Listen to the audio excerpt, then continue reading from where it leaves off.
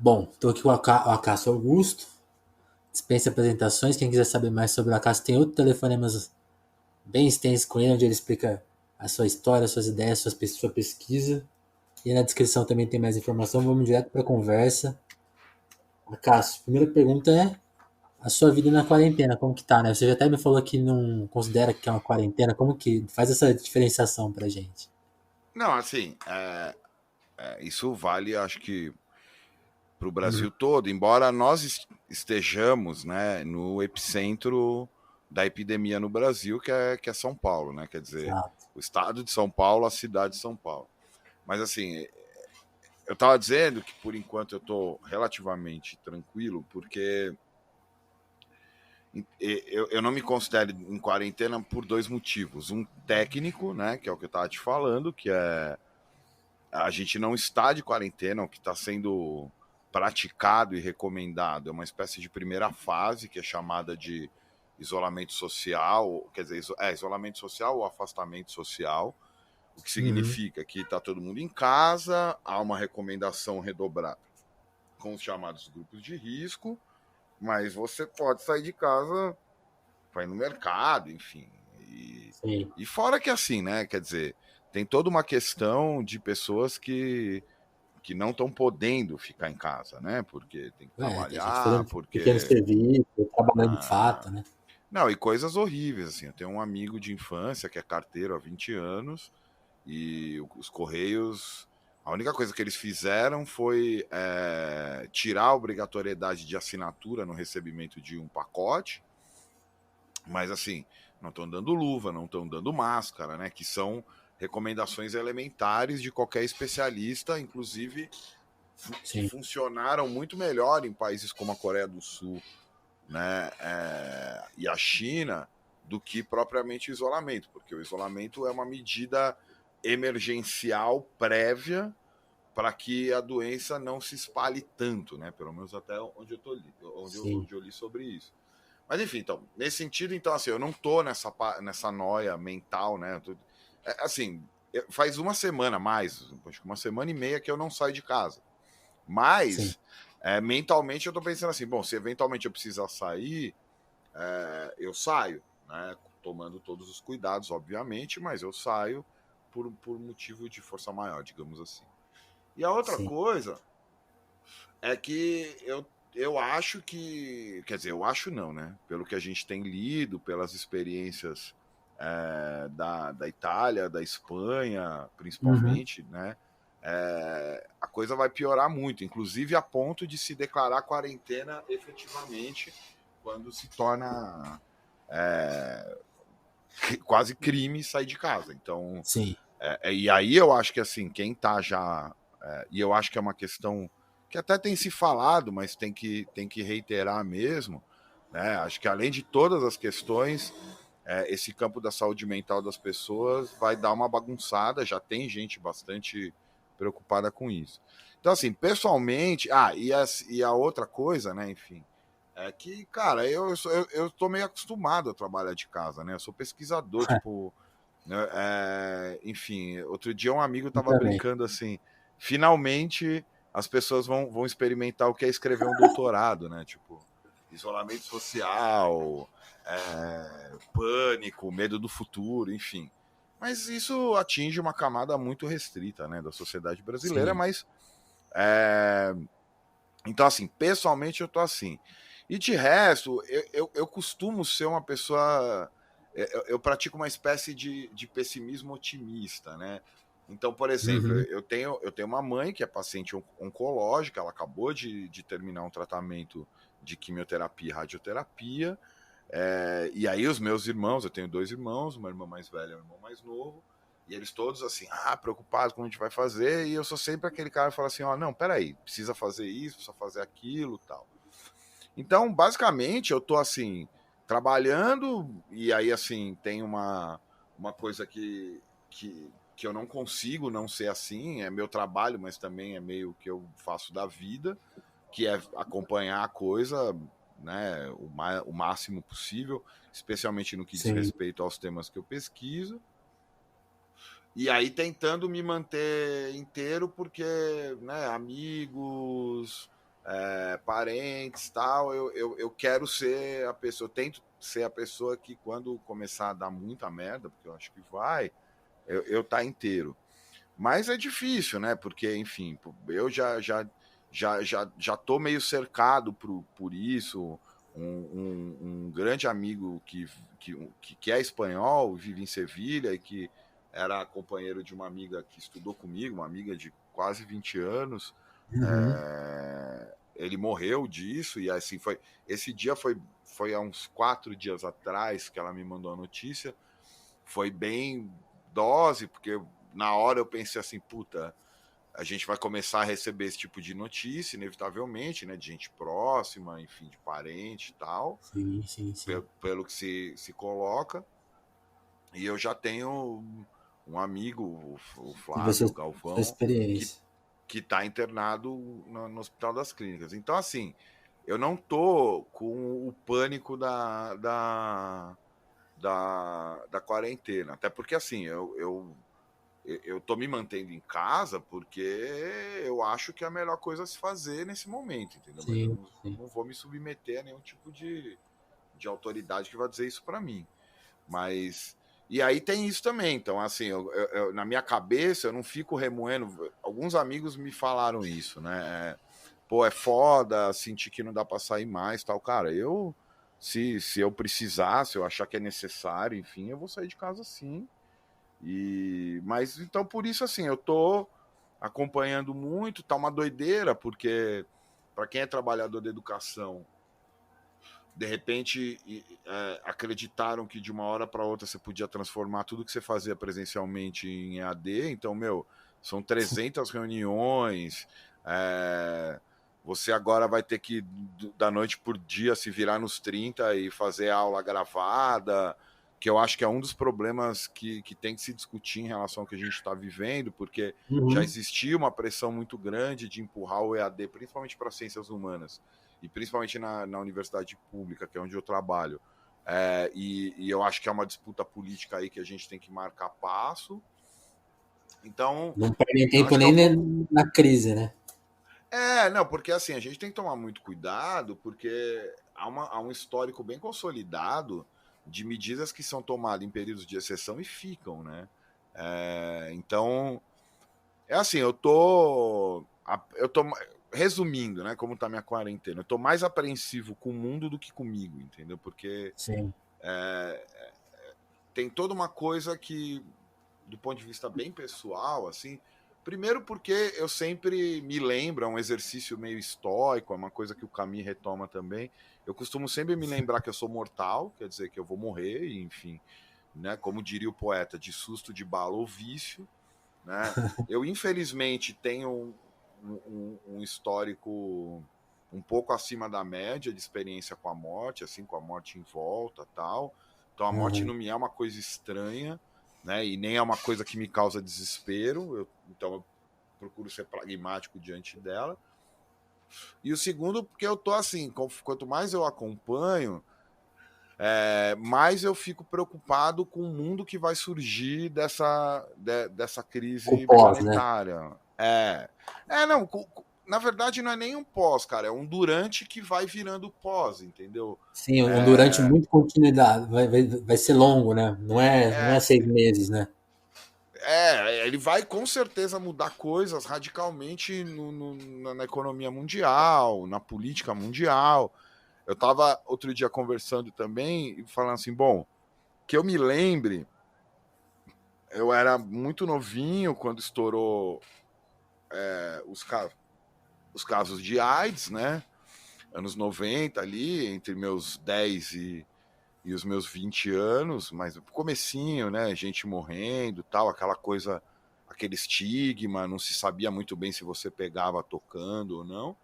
E o Sim, outro chocante. momento que eu tive assim uma impressão de que as coisas iam mudar muito foi o 11 de setembro. E assim, na memória, comparando o 11 de setembro de 2001, né, os atentados às Torres Gêmeas, cara, estão Isso. atacando os Estados Unidos, o sistema global vai mudar, tal. E eu lembrando na minha memória desses dois momentos, eles não passam nem perto do que eu tô entendendo que vai mudar agora. Então, É obviamente que assim, tô tomando os cuidados, tô, né? Como eu disse, tenho que cuidar da minha mãe, tem essa coisa meio maluca, por exemplo, minha irmã acabou de ter filho, a minha sobrinha não tem nem 2 meses e eu não posso vê-la, entendeu?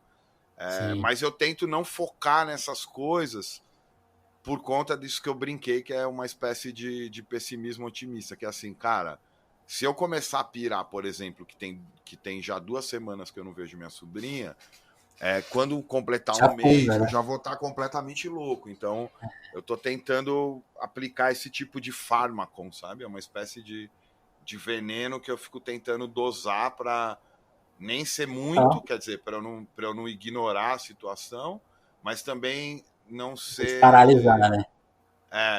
não ser pouco, que é para poder estar de pé.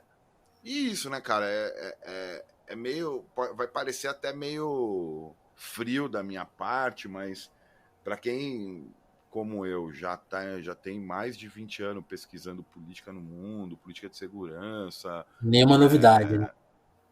Não, não é que não é novidade, cara. É absolutamente fascinante, né, cara? Você olha pro mundo e você fala, caralho, que doideira, como a vida é muito louca, como as coisas. Entendeu?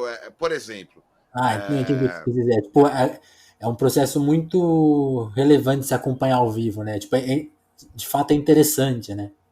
histórico, cara, porque pensa assim, eu tô rindo pra caramba. Toda hora que eu ligo a televisão pra ver algum comentário, principalmente de economista, a frase que eu mais ouço é: eu sou liberal, mas. Então, assim, quer dizer, tudo que estava projetado, por exemplo, a série de reformas Esquece. no Brasil, então isso tudo ruiu, né? E aí é uma coisa muito interessante, porque né, é óbvio, assim. É claro que é assustador o que a gente está vendo. Eu também estou assustado, mas ao mesmo tempo tem uma dimensão interessante que é assim, como que a vida sempre te surpreende, entendeu? Quer dizer, eu fiquei imaginando, por exemplo, sei lá, quem estava projetando 2022, Uhum.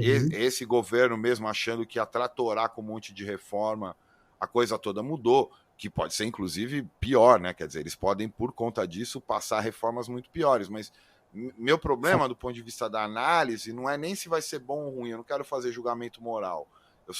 Eu quero o que me intriga, né? O que me interessa é, pô, eu tô acompanhando um momento inesperado e que tá transformando tudo, né? E aí é isso, Sim. a vida é movimento.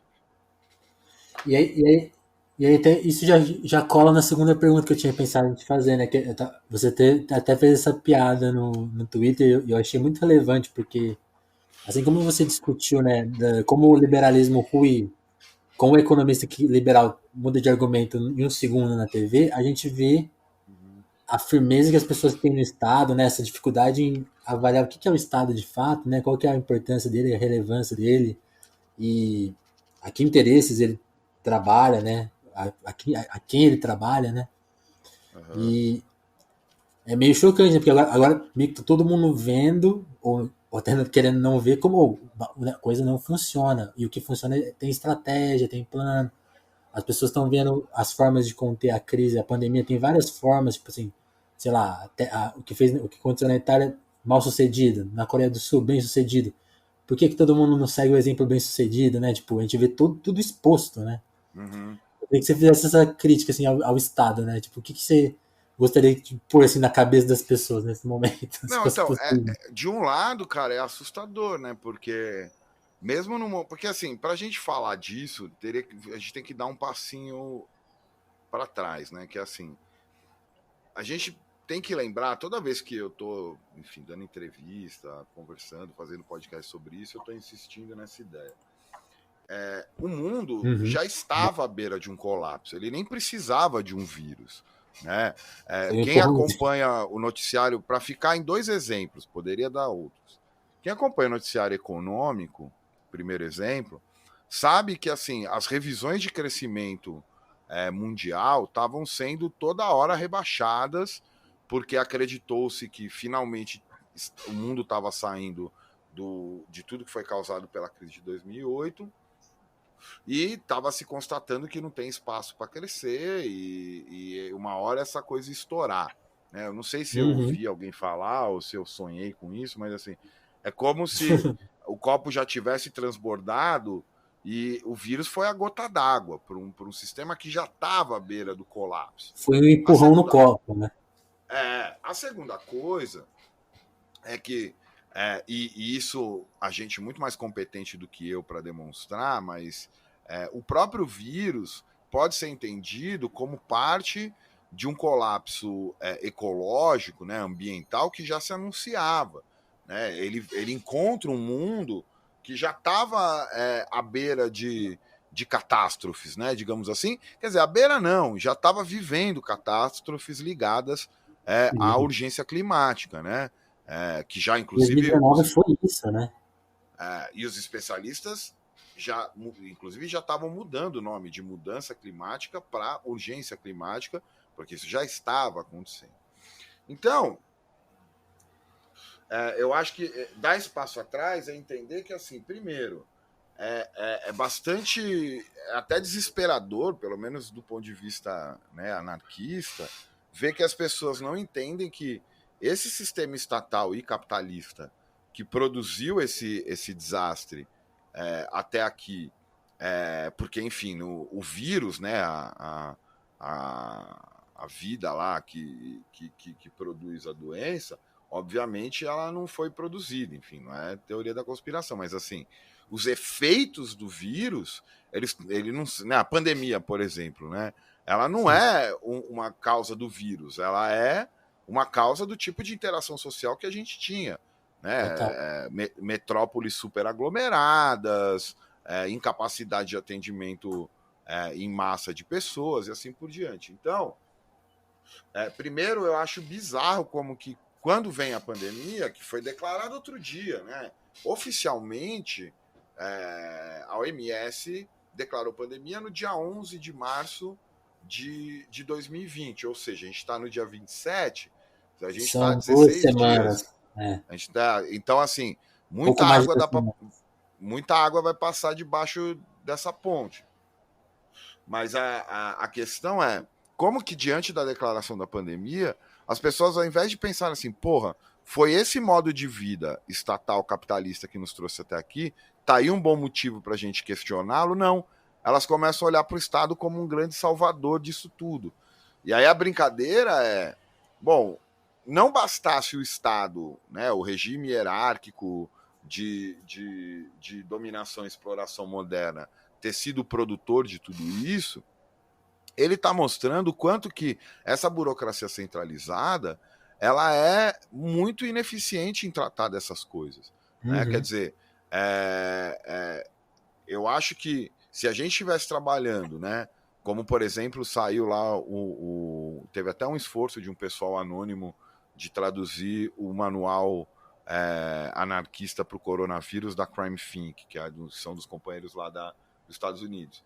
Né? O que eles estão falando? Cara, se cuidem, né? Tipo, então, se você tá sozinho, você tá vulnerável. Se você tá em lugar que tem muita gente, você tá vulnerável. Então, você tem que criar primeiro pequenos grupos, grupos de afinidade, ter mais ou menos uma rede de solidariedade e tal. Então, eu acho não, né? Eu tenho certeza que a gente estaria lidando melhor se não houvesse uma centralização. E aí a brincadeira de falar que o governo é bagunça e não anarquia é porque daí, especialmente no Brasil, né? Aqui o presidente fala uma coisa, o ministro fala outra, o governador tenta sair, o governador de São Paulo em especial, né, tenta capitalizar o máximo possível do ponto de vista político em cima de uma situação calamitosa, e aí de repente Uhum. as pessoas fingem que não é isso e começam a aplaudi-lo.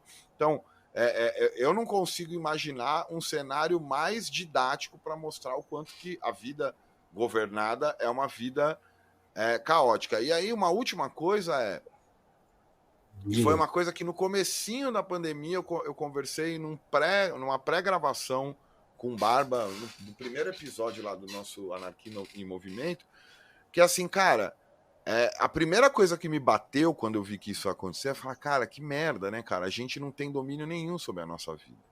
Porque o que acontece, né? Por exemplo, até na dificuldade de você ter uma pausa de 2, 3 meses para que o vírus não se espalhe. Cara, a gente não produz nada do que a gente faz, cara. Quer dizer, para comida a gente depende de ir até o mercado, a Mercado. gente não tem água. Quer dizer, a gente está na mão, a nossa vida. Essa hora é a hora que a gente entende que a nossa vida está totalmente à mercê das burocracias estatais e das burocracias das corporações mundiais, né? Quer dizer, a gente não tem autonomia para que, mesmo que seja por um tempo, viver Segure a longe onda, né? disso, né? Tanto que assim, né, que eu andei lendo na quarentena, né? O Alden, do Turro, que decidiu morar sozinho durante um tempo na floresta para provar que isso era possível. As histórias em torno do matemático Theodor Kaczynski, mais conhecido como Unabomber, porque faz muito sentido você sentir que a liberdade que você experimenta nesse mundo, ela é bastante ilusória, porque quando tudo rui, você saca o quão a sua vida está à mercê desses controles. E aí tem uma coisa que me irrita muito, que é um discurso empresarial e governamental de que o vírus não diferencia as pessoas. De fato, a contaminação ela pode acontecer a qualquer um, mas há níveis diferentes de você conseguir se proteger, por exemplo, os mais pobres que trabalham. Eu tive numa Essa conversa. divisão é clara, é verdade.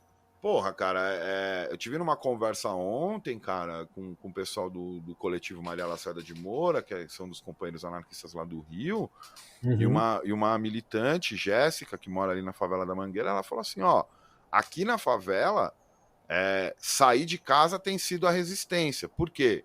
Porque eles não podem simplesmente abdicar de não ir atrás de água, de não ajudar os vizinhos que são dos grupos vulneráveis, né? Então, tomando todo o cuidado possível, né? Eles não podem ficar em casa e eles, mais do que não podem, eles não querem, porque sair de casa significa exercer uma certa solidariedade. Então, o que o governo faz também é vender uma falsa ilusão de que, diante da epidemia, todos temos as mesmas responsabilidades e as mesmas.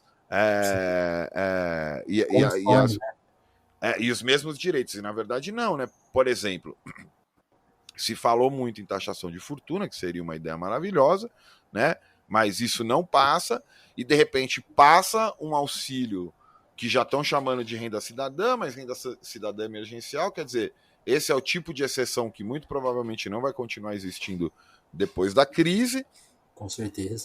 e ainda se vende isso como uma ajuda, sendo que o dinheiro que o Estado mobiliza é o dinheiro dos cidadãos. Então, assim, o Estado não está ajudando ninguém, ele está fazendo no máximo a mínima obrigação dele, né? Isso. E outra, que é uma coisa que também, hoje, quando eu vi que aprovaram, é que eu estava meio ocupado, tive umas reuniões, mas eu estava até pensando em escrever sobre isso, né? E no fundo, nenhum parlamentar, essa disputinha mesquinha entre quem foi o pai da criança, né?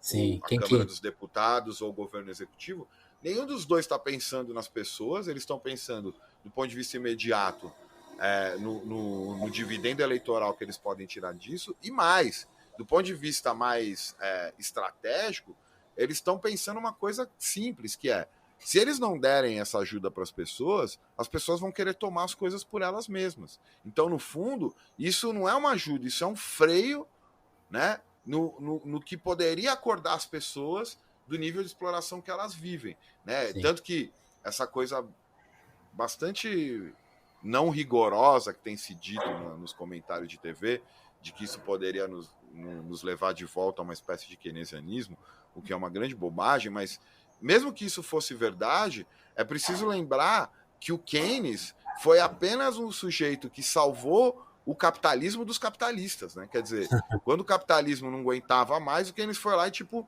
criou uma espécie de alívio para que ele finalmente não fosse destruído. Então, eu acho que tem um momento de explicitação do Estado, sabe?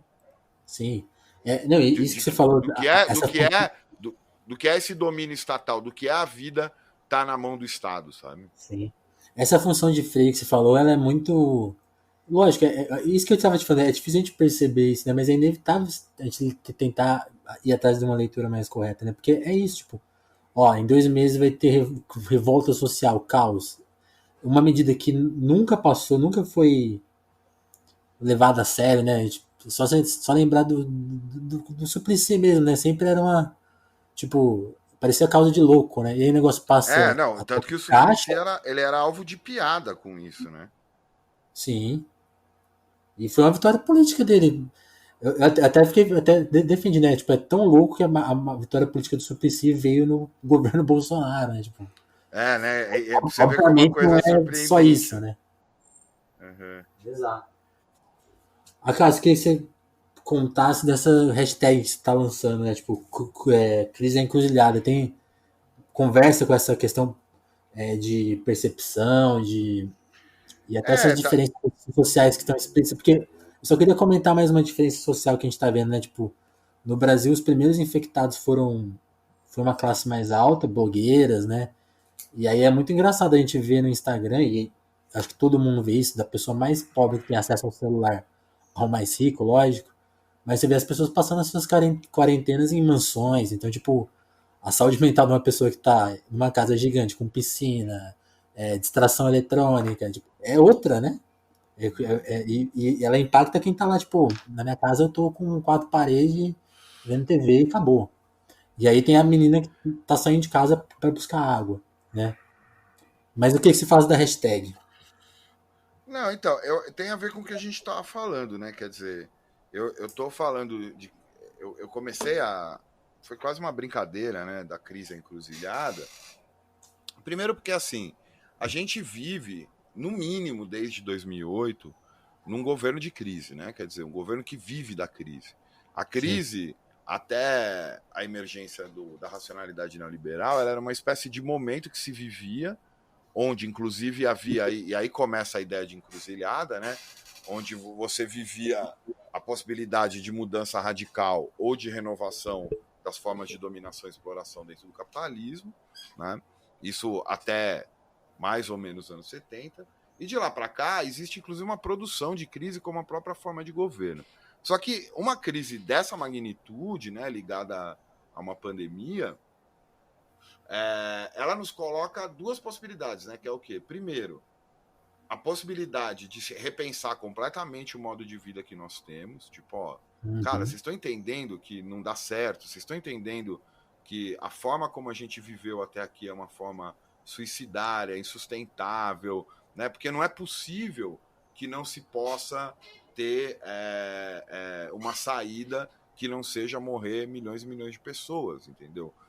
Considerando que a morte faz parte da vida, mas assim, não são mortes, são mortes produzidas pela incapacidade do próprio sistema que a gente vive, como a própria pandemia foi uma produção do modo de vida que nós encontramos. Então, ela é encruzilhada no sentido que ela pode apontar para uma deserção, para um poder destituinte do modo de vida que a gente tem, ou, e aí, infelizmente, meu pessimismo me joga mais para esse lado, né?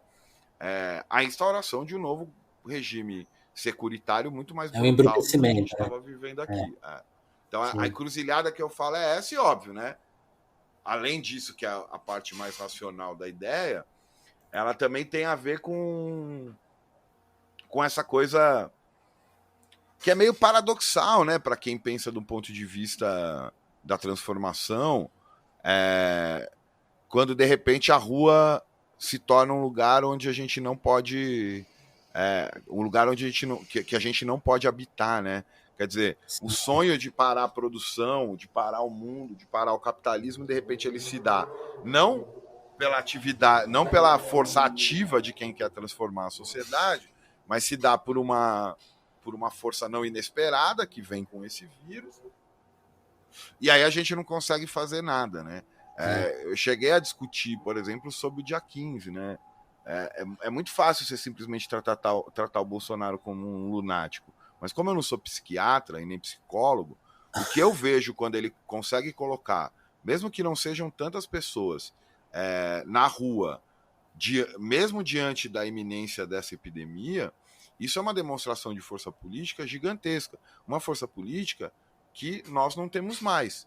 Entendeu? Não estou Sim. dizendo aqui, não estou discutindo a responsabilidade ou a responsabilidade de fazer isso. Eu só estou dizendo que ele, me parece que ele claramente quer demonstrar força política. Né? Quer dizer, me parece que enquanto todo mundo abraça esse discurso que é bastante questionável, né, de que tudo é em nome da humanidade, tudo é em nome de todos, agora cada um por todos, tal, isso nunca é verdade, né? Há há clivagens de classe, de gênero, de raça, enfim, né? De etnia, melhor dizendo. Uhum. Mas então aí até o que se chama, né, amplamente de esquerda abraça essa ideia de que é preciso ser responsável, e aí de repente você vê eles falando igual a Globo, igual a ONU, tal, enquanto o bolsonarismo mais hard está fazendo política.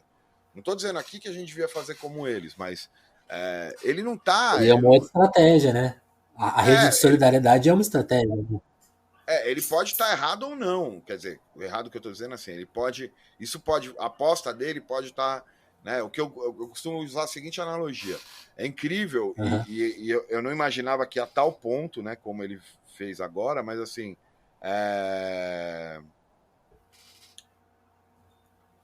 Ele sempre foi all-in, né? Ele sempre foi um jogador que, tipo, botava tudo. Mas eu nunca imaginei que ele fosse tão all-in. Se ele tem o Street Flash na mão ou não, é outra coisa.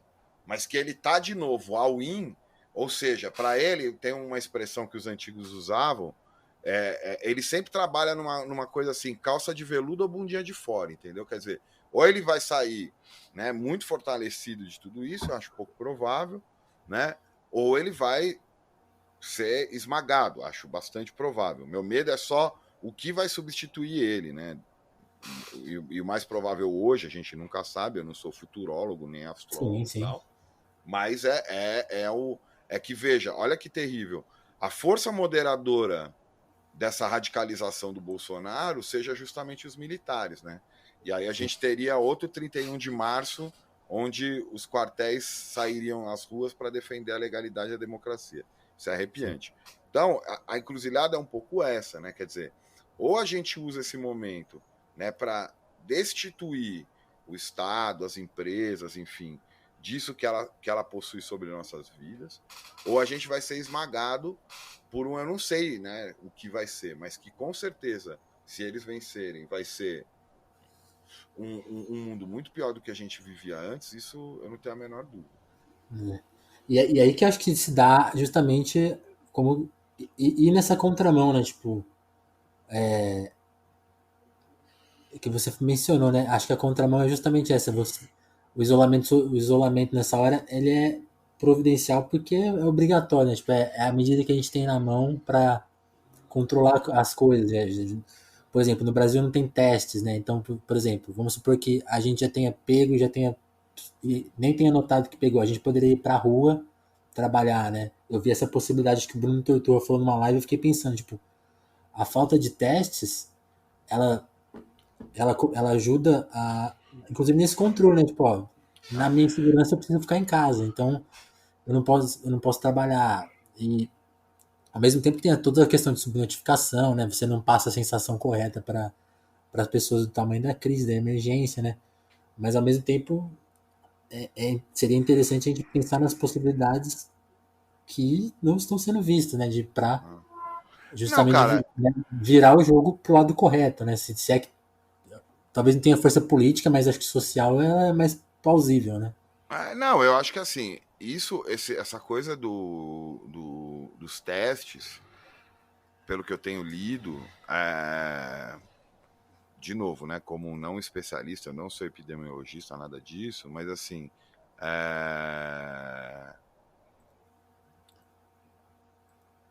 tá provado que é a maneira tipo mais racional de controlar a expansão da Sim, doença, né? Os testes em massa. Eu até escrevi sobre isso, deve sair daqui a pouco aí, semana que vem talvez.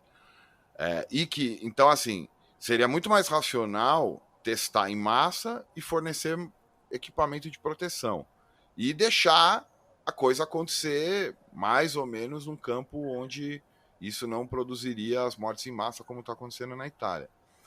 Cara, não tem nada que me convença que qualquer estado no mundo tenha dinheiro para comprar, digamos assim, né? Acho que é comprar ou produzir esses testes e comprar e produzir essas máscaras.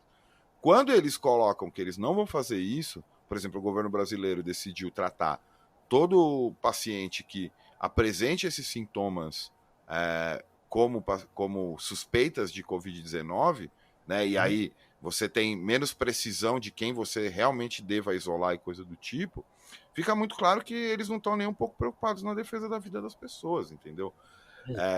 Porque para eles é mais, chegando a esse ponto, é melhor que se instaure mesmo o caos, né? E que aí eles tenham liberdade para tomar as medidas de exceção que eles quiserem Que eles tomar, querem. né? Exato. É por isso que se fala muito, né, de guerra ao vírus, entendeu? Que é uma coisa completamente irracional. Enfim, o vírus não é uma força política, não é um exército. Sim. Tipo, como que você entra em guerra com o vírus? Isso é completamente idiota, Eu mano. acho que Eu acho que até simplificando, acho que quando a gente fala desse securitário, né, é muito sintomático, quer dizer, não sei dizer sintomática a palavra, mas tipo, se a gente tivesse um estado social, né, talvez ele tomaria a medida apropriada, que a gente está falando, né, vamos o máximo de testes possíveis, se contém os focos, tal, segura aqui ali, provavelmente, né, como você falou, a gente não é especialista, né, talvez a coisa desse errado, mas é uma maneira de controlar sem partir logo para as medidas mais drásticas de quarentena, de fechar a cidade, né, essas coisas. Mas o nosso estado ele já é tão pronto É, para isso que ele nem tem assim, ele nem tem outra opção, ele já, ó, não vamos comprar isso, ó, fica em casa, papapá. Essa é a opção que a gente te dá, siga. então, tem uma coisa que as pessoas precisam estar atentas, que elas não têm defender a vida. Primeiro assim, não há uma dicotomia entre vida, quer dizer, quem faz o discurso da guerra tenta vender uma dicotomia entre vida e segurança. Só que isso é uma falsa dicotomia. É possível se cuidar sem ter que se entregar às autoridades, inclusive a autoridade médica, né? Não estou dizendo aqui de um negacionismo, mas, por exemplo, até outro dia se tratava uma série de complicações que pessoas apresentavam, principalmente pessoas de boa saúde, como virose, né? De repente, isso que se chama virose, que são as mutações dos vírus que já circulam entre a gente, começa a matar as pessoas. Aí você começa a ser obrigado a ter um diagnóstico mais preciso e procurar um tratamento que seja mais efetivo do que simplesmente, né, repouso, tal, aquela coisa que a gente sempre Uhum. sabe. Então, o que existe nessa situação que oscila, na verdade, entre uma situação de guerra e uma situação de pestilência, né? E o Foucault discute isso longamente no Vigiar e Punir, que o que está interessado aí, ou a vida que quer se defender, é uma vida em abstrato. E as pessoas precisam lembrar que, antes de mais nada, elas têm que defender a vida delas. Isso não é individualismo, entendeu? Isso é mais ou menos como aquela história de quando você entra no avião, entendeu? Se você for ajudar alguém a colocar a máscara do lado, coloca a máscara primeiro na sua cara, porque senão você não vai conseguir ajudar ninguém. Então, Exato. o Estado, ele de uma certa maneira, ele precisa a todo momento reiterar a falta de autonomia das pessoas. Qual que é a minha aposta, né, nessa encruzilhada, para falar do que a gente já falou? É que as pessoas se toquem que a melhor coisa a se fazer nesse momento é retomar sua autonomia. Isso vai fazer bem para ela, para quem está em torno dela, para a saúde mental dela, porque muitas vezes a angústia, a ansiedade é produzida por essa sensação de impotência, entendeu? E é óbvio Sim. que chega um momento na vida em que, né, eu gosto muito dos estoicos, né, que diziam assim, ó, você precisa pensar no que é possível alterar pela sua ação. O que não depende da sua ação, você só pode lamentar ou Deixar comemorar. Então, quieto. como a chuva, né? Por isso que, por exemplo, há uma longa produção, principalmente do Sêneca, sobre o que é envelhecer, e em nenhum momento ele trata sobre o que é morrer, porque morrer é um fato e nada do que eu faça vai mudar Isso. isso. Agora, eu posso, de alguma maneira, exercitar a maneira como eu envelheço. Então, é, é sempre um discurso muito tênue, né? Mas abrir mão da liberdade, porque essa que é que é a grande encruzilhada, entendeu? As pessoas acham que em momentos como esse alguém tem que cuidar da gente. E no fundo, são momentos como esse onde a gente descobre que a pior opção é abrir mão da liberdade. Porque ela precisa existir. E a liberdade, Exato. como ela não é uma realização atomizada, ninguém é livre sozinho, né? ela vai produzir, ao invés do afastamento, ao invés da conflituosidade social, ela vai produzir a solidariedade, que é a melhor maneira de lidar com isso. E não a gente seguindo os ditames da espetacularização disso na mídia, porque isso existe também, né? Sim, E do Estado, que vai impor qualquer decisão como se ele estivesse defendendo a sua vida. Bom, sim. se alguém que mora no Brasil ainda acha que o Estado defende a vida, cara, essa pessoa tá completamente. Ela tá tão fora da realidade quanto o presidente do país. E aí, pra gente fechar o papo, acho que isso recai numa coisa que a gente tá vendo já, que é meio que a reprodução social dessa securitização, né? As pessoas xingando quem vai pra rua. E eu vejo até uma certa agressividade, assim, tem gente que, sei lá, se viu sozinho em casa e tá fazendo live de Instagram pra conversar com as pessoas. Que é uma coisa que eu acho que, sei lá, pode ter problemas, mas eu vejo assim, tipo, as pessoas estão querendo meio que conversar, tem um senso de comunidade, as Aham, pessoas, pô, saco cheio disso aí, conversar, sabe? Ficou meio tipo. uhum, E, mas, uhum. e na vida mais prática, essa coisa, as pessoas, um cara indo na rua, ninguém sabe qual é o motivo, né? Não é que nem as pessoas que foram fazer protesto hoje, que essas aí eu acho que você taca uma pedra, tudo bem, mas Não, às vezes você fica xingando pessoas aleatórias, né? Você reproduz a violência que você está sofrendo.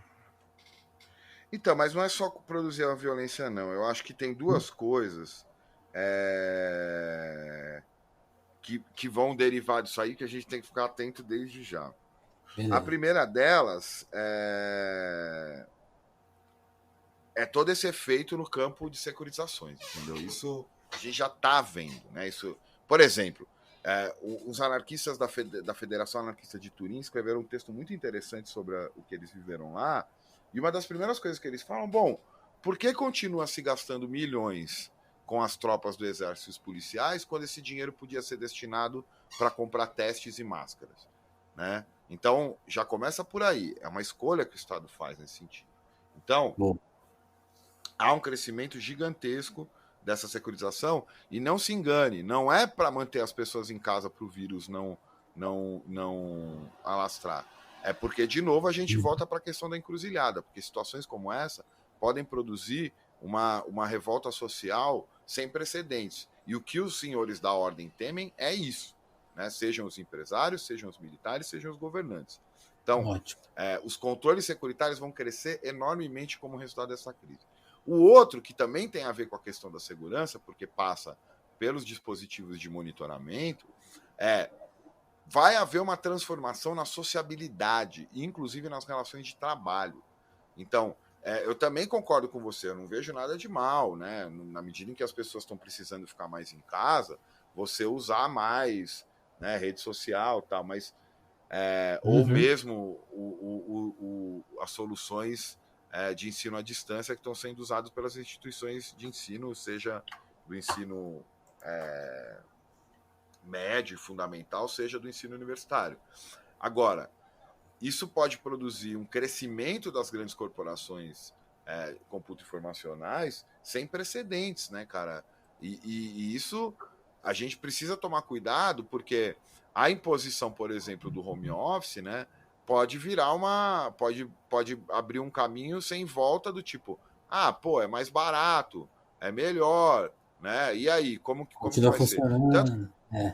um, um texto que circulou bastante, porque ele é muito bom, né? E talvez quem está nos ouvindo já tenha lido, mas caso não, é um texto que saiu no El País, do Byung-Chul Han, chama Coronavírus de Hoje e o Mundo de Amanhã, segundo o filósofo Byung-Chul Han, que ele coloca exatamente isso, que inclusive o sucesso do modelo chinês, né, deriva dessa centralização dos controles de banco de dados, né? Inclusive, e aí é bem legal, porque ele lembra as condições de trabalho que o Han vivia e que ela produziu, facilitou esse alastramento da epidemia lá. Então, para a gente finalizar, eu diria isso. Para além da imediata contenção da epidemia, a gente tem que ficar muito ligado no que vai acontecer do ponto de vista das políticas de segurança nisso e do que isso vai mudar nossas relações de trabalho, mas, sobretudo, nossa subjetividade na interface com os controles computo-informacionais. Um exemplo muito imediato que eu posso dar agora é que a hora que você me mandou o link para a gente gravar isso aqui, a primeira coisa que eu pensei, eu Uhum. falei, cara, eu já perdi a conta para quantos aplicativos diferentes eu autorizei o microfone do meu laptop durante É, uma semana que eu estou em casa. pois é. Zoom, Google Meet, Hangout, agora esse Zencast, é isso? Isso. Enfim, Já, de já fica aqui a repente, denúncia.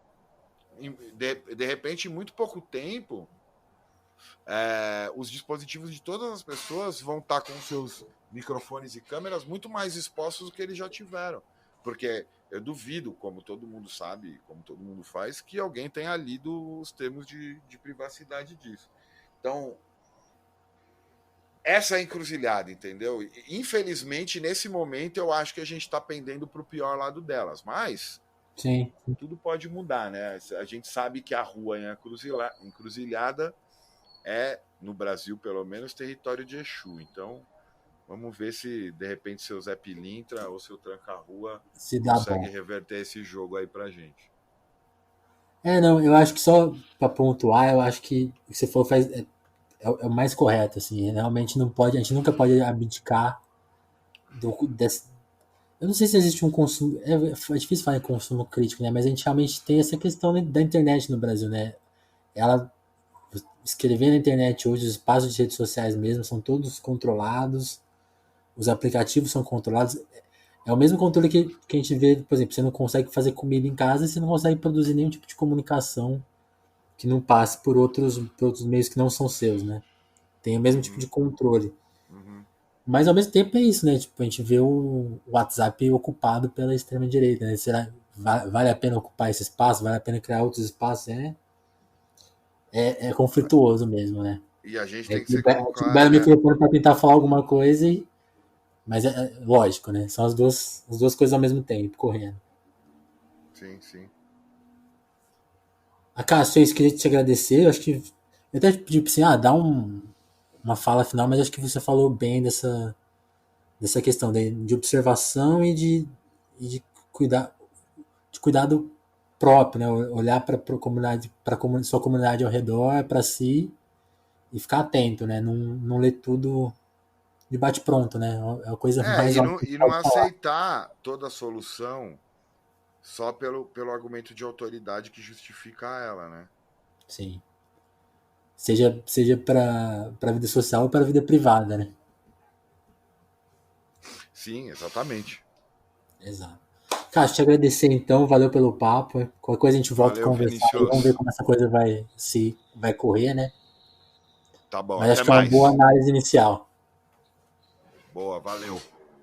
Valeu, até mais, Cássio. Um abraço. Outro, tchau. Tchau, tchau. Pronto?